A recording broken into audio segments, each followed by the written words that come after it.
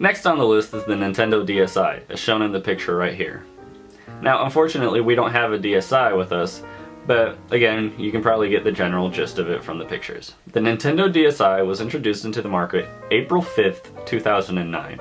It wasn't much different than the DS or the DS Lite, and just had a camera on the outside and on the inside. The games were still the same games, I guess.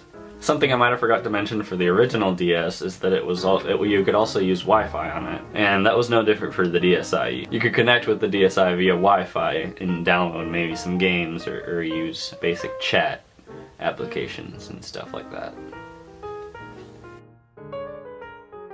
On top of the DSi, they also made a DSi XL. We don't have a DSi XL at this time, but this is what it's supposed to look like. It was the same concept as the DSi, and it connected to Wi-Fi and took the same games as the DS, and it also took Game Boy Advance games. So the next handheld I'm going to talk about is the Nintendo 3DS, and this is what it looks like. It was released March 27, 2011. Now the cool thing about this one is that you could play your games in 3D. It also features this little joystick. As of 2014, Nintendo is still producing the 3DSs. Nintendo has sold 45 million 3DSs as of 2014. On the 3DS, you can play physical copies of games, like this one right here, as well as digital, meaning you can download games to this. Not only 3DS specific games, but I think I have a game in here that was for the original Nintendo Entertainment System, so you can, play whichever game you really want as long as it's available for download. The 3DS features two cameras, well, technically three. There's one right here on the inside, as well as two on the outer cover of it. Now, the 3DS is Wi-Fi capable, and it also has an infrared port. Now, the Nintendo 3DS also features backwards compatibility, meaning you can play Nintendo DS games on a 3DS console. Now, the Nintendo 3DS comes in several different colors. We only have two with us today. We have the teal one, which we've already seen, as well as a purple one.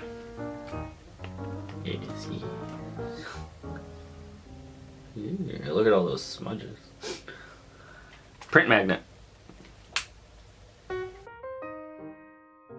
Next to the 3DS is the 3DS XL. It had the same features, but of course a little bit better on the graphics. They also made some special edition ones, as what we have. We have the Mario and Luigi for Luigi's 30th year anniversary. And we have the Zelda edition. I don't know if you can really see that. There you go. Zelda edition. On the inside, as you can tell, it's a bigger screen, and to me it's a lot better on the hand holding. As you can see here, what I'm going to show you, this is the differences. You can tell it has a bigger screen, bigger D-pad, just better hand room for you to hold on to.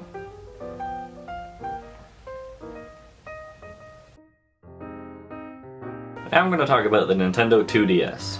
The 2DS, as shown in the picture right here, is similar to the 3DS, and yet it doesn't have hinges, meaning it's one big tablet form handheld. It was released October 12, 2013. The Nintendo 2DS plays 3DS games as well as DS games. The Nintendo 2DS has sold approximately 3 million copies as of 2014. The 2DS has two cameras, well, again, technically three. One of them is user-facing and the other two are outer. As mentioned before, the Nintendo 2DS is backwards compatible with Nintendo DS games. The new 3DS and 3DS XL are going to be out in North America in 2015. They are already out in Japan and Australia. As you see in this picture, it has two new shoulder buttons, the ZR and the ZL. It also has a joystick on the right hand side. The buttons, as you can tell in this picture, are color coordinated. Next on the list, I think we're going to switch it up a bit. I don't think, because I know, because I'm the one that made the list. We're going to switch over to Sony. Now, I know they probably made other handhelds, but the only ones I have are these two, so I'm just going to focus on those. First off, we have a PlayStation Portable, better known as a PSP. It was released March 24, 2005. Now, worldwide, Sony sold 80 million units of this PSP as of 2013.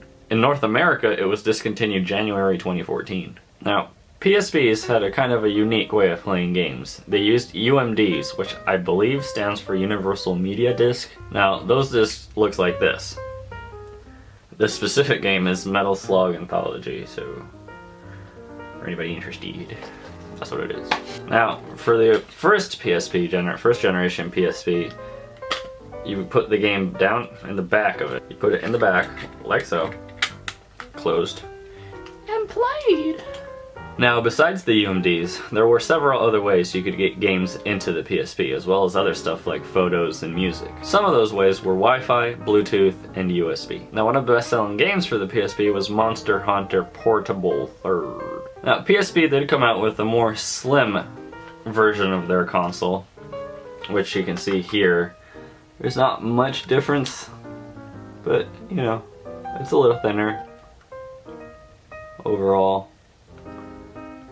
And I think the screen's a little better, honestly, in my opinion, but that's just my opinion, so I'll leave that up to you guys.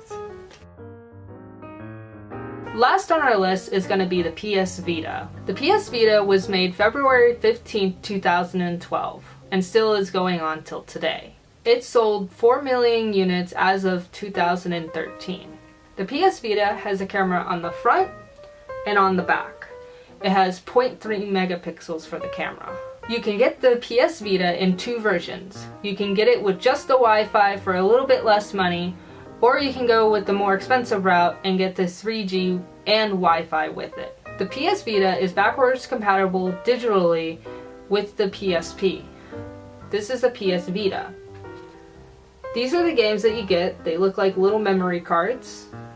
I don't know. There it goes. They're tiny instead of that big disc that you used to carry around.